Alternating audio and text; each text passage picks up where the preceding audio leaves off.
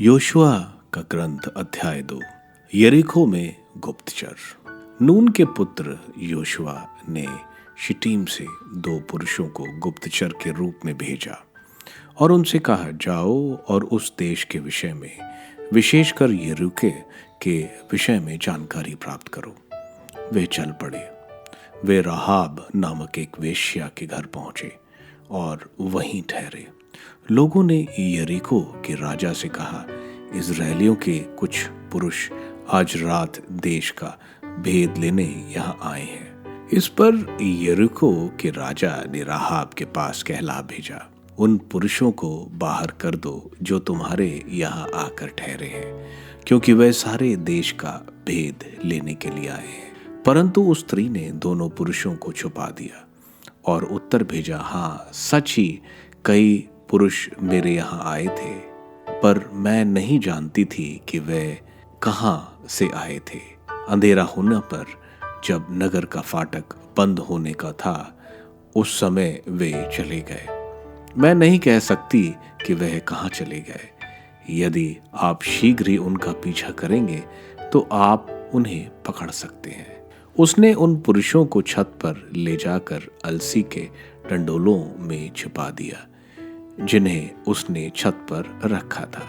इस पर उन पुरुषों का पीछा यार्दन के घाट तक किया गया। उनका पीछा करने वालों के जाते ही नगर का फाटक बंद कर दिया गया। राहाब को आश्वासन। वे पुरुष अभी सो भी ना पाए थे कि राहाब उनके पास छत पर आई और उनसे बोली, मैं जानती हूं कि प्रभु ने तुम्हें यह देश दिया है।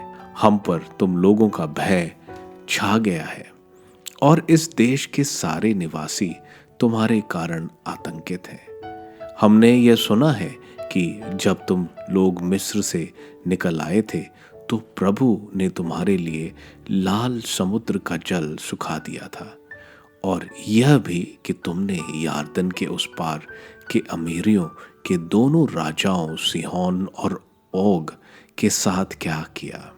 तुमने उनका पूर्ण संहार कर डाला। यह सुनकर हमारा कलेजा दहल उठा और तुम्हारे कारण सबका साहस टूट गया, क्योंकि प्रभु तुम्हारा ईश्वर ऊपर स्वर्ग और नीचे पृथ्वी सबका ईश्वर है। अब तुम मुझसे प्रभु की शपथ खाकर कहो कि जिस प्रकार मैंने तुम पर कृपा की है, उसी प्रकार तुम भी मेरे पिता के परिवार पर कृपा करोगे। इससे मुझे विश्वास होगा कि तुम मेरे माता पिता, मेरे भाई बहनों और उनके सारे संबंधियों को बचाओगे और मृत्यु से हम लोगों की रक्षा करोगे। इस पर उन पुरुषों ने उसे उत्तर दिया, हमारे प्राण तुम्हारे प्राणों की रक्षा के जिम्मेवार होंगे, बशर्ते तुम हमारी बात प्रकट नहीं करो। जब प्रभु ने हमें यह देश दिया होगा तो हम ईमानदारी से तुम्हारे साथ अच्छा व्यवहार करेंगे। तब उसने उन्हें एक रस्सी के सहारे खिड़की से नीचे उतार दिया, क्योंकि उसका घर नगर की 4 दीवारी में बना हुआ था। उसने उनसे कहा, तुम लोग पहाड़ियों में जा छुपो, जिससे पीछा करने वाले तुम्हें पकड़ नहीं पाए, और जब तक पीछा करने वाले ना लौटे तब तक 3 दिन वहीं छुपे रहो। इसके बाद तुम आगे बढ़ सकते हो। उन पुरुषों ने उससे कहा, तुमने हमें जो शपथ खिलाई उसे हम इसी तरह पूरा करेंगे। जब हम इस देश में प्रवेश करेंगे तब तुम यह लाल रस्सी इस खिड़की पर लटका दोगी, जिससे तुम हमें नीचे उतारने जा रही हो। फिर तुम अपने माता पिता, अपने भाइयों और अपने पिता के परिवार के सब संबंधियों को अपने घर में एकत्रित कर लोगी। यदि कोई तुम्हारे घर के दरवाजे से बाहर निकलेगा तो वह स्वयं अपनी मृत्यु का जिम्मेवार होगा और हम निर्दोष होंगे। हाँ, यदि कोई तुम्हारे साथ तुम्हारे घर में रहने वाली किसी व्यक्ति पर हाथ उठाएगा तो उसकी मृत्यु का उत्तरदायित्व हम पर होगा।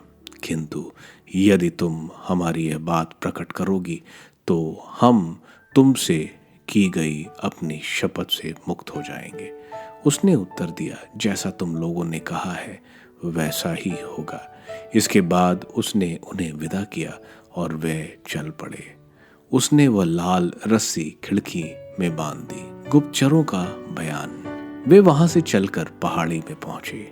जब तक पीछा करने वाले वापस नहीं आए, वे 3 दिन तक वहीं रुके रहे। पीछा करने वालों ने उन्हें सारे मार्ग के आसपास ढूंढा, परंतु उन्हें नहीं पाया। इसके बाद वे दोनों व्यक्ति पहाड़ियों पर से उतरकर और नदी पार कर नून के पुत्र योशुआ के पास पहुंचे। उन्होंने उसे वहां का सारा हाल सुनाया। उन्होंने योशुआ से कहा, प्रभु सचमुच सारा देश हमारे हाथ दे रहा है।